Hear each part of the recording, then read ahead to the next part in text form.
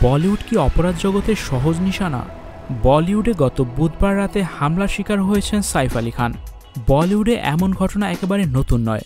গত বছর সালমান খান ও শাহরুখ খানকে প্রাণনাশের হুমকি দেওয়া হয়েছে, এমনকি সালমান খানের বাড়িতেও গুলি চালানো হয়েছে। আজকের ভিডিওতে আমরা জানব বলিউডের সঙ্গে মুম্বাইয়ের অপরাধ জগতের যোগসূত্র। সালমান খানের বাড়িতে গুলির ঘটনার পরেই তারকাদের নিরাপত্তা নিয়ে প্রশ্ন উঠেছিল। অনেক তারকা নিজেদের অনিরাপদ ভাবতে শুরু করেন।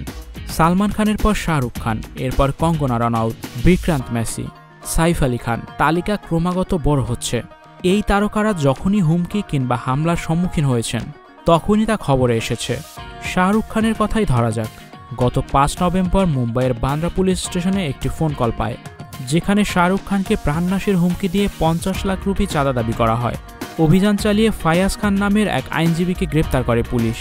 অন্যদিকে লরেন্স বিষ্ণুই গ্যাংয়ের কাছ থেকে পঞ্চমবারের মতো প্রাণনাশের হুমকি পেয়েছেন সালমান খান।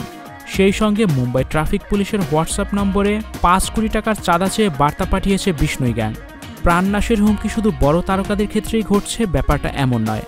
বাদ যাচ্ছেন না উদীয়মান তারকারাও। বিক্রান্ত মেসি তার নতুন সিনেমা দ্য সবরমতী রিপোর্টের ট্রেলার প্রকাশ অনুষ্ঠানে সাংবাদিকদের কাছে প্রাণনাশের হুমকি পাওয়ার কথা জানান। আর অভিনেত্রী ও সংসদ সদস্য কঙ্গনা রানাউতের সঙ্গে ঘটে যাওয়া ঘটনাটি খুব বেশি দিন আগের নয়। কঙ্গনা সামাজিক যোগাযোগ মাধ্যমে জানান তার নতুন সিনেমা ইমার্জেন্সি মুক্তি দেওয়া নিয়ে হুমকি পেয়েছেন। বলিউডের রঙিন দুনিয়ার সঙ্গে অপরাধ জগতের যে যোগাযোগ রয়েছে, মাঝে মধ্যে বিভিন্ন ঘটনার মাধ্যমে তা প্রকাশ্যে আসে। স্টুডিও 4D আপনাদের জন্য নিয়ে এসেছে শীতাতাপ নিয়ন্ত্রিত স্টুডিও সুবিধা, আছে অত্যাধুনিক মেকআপ রুম। বিস্তারিত জানতে এখনই কল করুন 01974860664। হাউসটি দেখতে চলে আসুন আমাদের ঠিকানায়, সেক্ষেত্রে রোড নাম্বার 9, বাড়ি 24। নাম প্রকাশ না করার শর্তে টাইমস অফ ইন্ডিয়াকে এক ব্যক্তি বলেন, সেই 1970-এর দশকে বলিউডের সঙ্গে অপরাধ জগতের যোগাযোগ তৈরি হয়। হাজি মাস্তান ও করিম লালার মতো ডনদের বলিউডের হাই প্রোফাইল পার্টিগুলোতে উপস্থিত হতে দেখা যায়। সে সময় বলিউডে নিজেদের উপস্থিতি জানান দেওয়াকে মাফিয়ারা প্রভাব বিস্তারের চেয়ে সামাজিক মর্যাদা বৃদ্ধির নির্দেশক হিসেবেই বেশি বিবেচনা করতেন। তিনি আরও বলেন, হাই প্রোফাইল তারকাদের নিশানা বানিয়ে চাঁদা দাবি এবং প্রাণনাশের হুমকি দেওয়া অপরাধ জগতে নিজেদের ক্ষমতা জাহির করার একটি নতুন উপায় হয়ে ওঠে। কারণ এমনটা করতে পারলে গণমাধ্যমের দৃষ্টি আকর্ষণ করা সহজ হয়। শুরুর দিকে বলিউড আর অপরাধ জগতের যোগাযোগ উভয় পক্ষকে লাভবান করলেও পরে দ্রুত ঘটনার মোড় ঘুরে যেতে থাকে। সম্প্রতি ঘটনাগুলোর পরিপ্রেক্ষিতে বলিউড ও অপরাধ জগতের যোগসূত্র নিয়ে যখন এত আলোচনা হচ্ছে, তখন ইন্ডাস্ট্রির ঘনিষ্ঠ কয়েকটি সূত্র বলছে অধিকাংশ তারকারই অপরাধ জগতের নেটওয়ার্কের সঙ্গে কোনো যোগাযোগ নেই।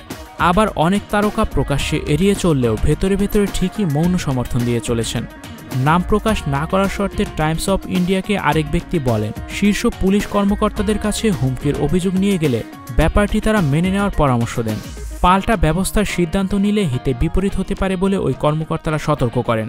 ফলে নিজেরাই এখন ব্যক্তিগত নিরাপত্তা জোরদারের দিকে মনোযোগী হয়েছেন তারকারা। এই যেমন প্রাণনাশের হুমকি পাওয়ার পর 2022 সালে বন্দুকের লাইসেন্স নিয়েছেন সালমান খান। শাহরুখ খান দেহরক্ষী আর বুলেট প্রুফ গাড়ির মাধ্যমে বাড়িয়ে নিয়েছেন নিজের নিরাপত্তা।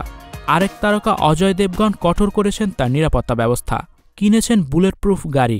Icon focus 24 TV, powered by 4D Fourth Dimension। আমাদের চ্যানেলটি সাবস্ক্রাইব করে আমাদের সাথে থাকুন।